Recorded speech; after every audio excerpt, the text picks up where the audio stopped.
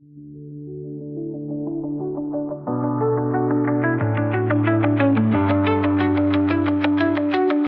10 ವರ್ಷದಿಂದ ವೈಜ್ಞಾನಿಕ ನೆಲೆಗಟ್ಟಲ್ಲಿ ನಿಂತಿರ್ತಕ್ಕಂಥ ಜ್ಯೋತಿಷ್ಯ ಶಾಸ್ತ್ರನ ಪ್ರಪಂಚದಾದ್ಯಂತ ಹೇಳ್ಕೊಡ್ತಾ ಇದ್ದೀವಿ.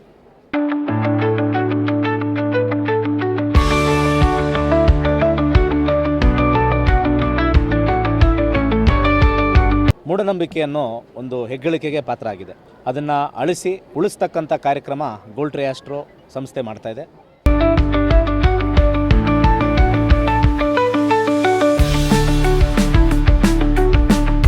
ಕಳೆದ 10 ವರ್ಷದಿಂದ ವೈಜ್ಞಾನಿಕ ನೆಲೆಗಟ್ಟಲ್ಲಿ ನಿಂತಿರ್ತಕ್ಕಂಥ ಜ್ಯೋತಿಷ್ಯ ಶಾಸ್ತ್ರನ ಪ್ರಪಂಚದಾದ್ಯಂತ ಹೇಳ್ಕೊಡ್ತಾ ಇದ್ದೀವಿ. ಹಾಗೆ ಇಲ್ಲಿವರೆಗೂ 65,000ಕ್ಕೂ ಹೆಚ್ಚು ವಿದ್ಯಾರ್ಥಿಗಳು ಈ ಜ್ಯೋತಿಷ್ಯ ಕಲ್ತಿದ್ದಾರೆ. ಸನಾತನ ಧರ್ಮನ ಉಳಿಸಿ ಬೆಳೆಸೋಕ್ಕೆ ಹಾಗೆ ನಮ್ಮ ಋಷಿಮುನಿಗಳು ಕೊಟ್ಟಿರ್ತಕ್ಕಂಥ ವಿಶೇಷವಾಗಿರ್ತಕ್ಕಂಥ ಒಂದು ಶಾಸ್ತ್ರ ಇವತ್ತು ಮೂಲೆ ಗುಂಪಾಗಿದೆ. ಹಾಗೆ ಅನೇಕ ಜನರಿಂದ ಮೂಢನಂಬಿಕೆಯನ್ನು ಒಂದು ಹೆಗ್ಗಳಿಕೆಗೆ ಪಾತ್ರ ಆಗಿದೆ. ಅದನ್ನು ಅಳಿಸಿ ಉಳಿಸ್ತಕ್ಕಂಥ ಕಾರ್ಯಕ್ರಮ ಗೋಲ್ಡ್ ಟ್ರೀ ಆಸ್ಟ್ರೋ ಸಂಸ್ಥೆ ಮಾಡ್ತಾ ಇದೆ. ಈ ನಿಟ್ಟಿನಲ್ಲಿ 65,000 ವಿದ್ಯಾರ್ಥಿಗಳು ಇವತ್ತು ಕಲಿತು ತಮ್ಮ ಸ್ವಂತ ಕರ್ಮ ಫಲವಾಗಿ ಇರ್ಬೋದು ಅಥವಾ ವೈಜ್ಞಾನಿಕ ಪರವಾಗಿರ್ಬೋದು ಉಪಯೋಗಿಸ್ತಾ ಇದ್ದಾರೆ ಮತ್ತು ಅನೇಕ ಜನರಿಗೆ ದಾರಿದೀಪ ಆಗಿದ್ದಾರೆ. ನಮ್ಮ ಗೋಲ್ಡ್ ಟ್ರೀ ಆಸ್ಟ್ರೋ ಸಂಸ್ಥೆಯ ಜ್ಯೋತಿಷ್ಯ ಶಾಸ್ತ್ರ ಒಂದು ವಿಶೇಷ ಏನು ಅಂತಂದರೆ, ಇದರಲ್ಲಿ ಯಾವುದೇ ಒಂದು ದೋಷ ಅಥವಾ ಹಾಗೆ ಪೂಜೆಗಳು ಮಾಡ್ಕೊಳ್ತಕ್ಕಂಥದ್ದಿಲ್ಲ.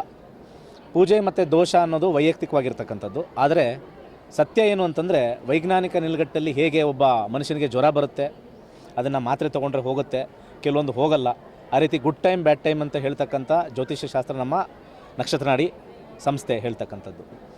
ಹಾಗೆ ಇನ್ನೊಂದು ವಿಶೇಷ ಏನು ಅಂತಂದರೆ, ಇದೇ ಒಂದು ಶಾಸ್ತ್ರದಲ್ಲಿ ಸ್ನಾತಕೋತ್ತರ ಪದವಿ ಅಂತ ಬೇರೆ ಕಡೆ ಎಲ್ಲ ಹೇಳ್ತಾರೆ. ನಾವು ಜ್ಯೋತಿಷ್ಯ ರತ್ನ ಅಂತ ಕರಿತೀವಿ.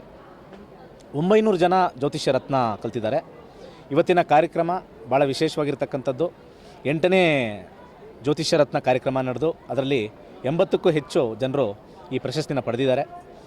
ಹಾಗೆ ಇದಕ್ಕೆ ಹಿಂದೆ ಬರ್ತಕ್ಕಂಥ ಪೋಸ್ಟ್ ಗ್ರ್ಯಾಜುಯೇಟ್ ಡಿಪ್ಲೊಮೊ ಕೂಡ ಅವ್ರಿಗೂ ಪ್ರಶಸ್ತಿ ಸಮಾರಂಭ ಮಾಡ್ತಾಯಿದ್ವಿ.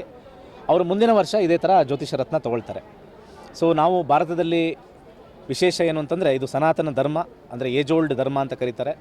ಇಂಥ ಏಜ್ ಓಲ್ಡ್ ಧರ್ಮನ ನಾವು ಉಳಿಸಿ ಬೆಳೆಸ್ತಕ್ಕಂಥದ್ದು. ಇವತ್ತು ಏಕೈಕವಾಗಿರ್ತಕ್ಕಂಥ ರಾಷ್ಟ್ರ ಇದನ್ನು ಉಳಿಸಿ ಬೆಳೆಸೋಕ್ಕೆ ಅಂತಂದ್ರೆ ಅದು ಭಾರತ. ಈ ಭಾರತ ನಮಗೆ ಇದೊಂದು ದಾರಿದೀಪ ಆಗಿ ಇನ್ನೂ ಹೆಚ್ಚು ಜನ ಇದನ್ನು ಕಲಿತು ಇದನ್ನು ಪ್ರಪಂಚದಾದ್ಯಂತ ಹರಡಬೇಕು ಅನ್ನೋ ಒಂದು ಹಂಬಲದಿಂದ ಇದನ್ನು ಮಾಡ್ತಾಯಿದ್ವಿ. ಎಲ್ಲರಿಗೂ ಒಳ್ಳೆಯದಾಗಲಿ. ಧನ್ಯವಾದಗಳು.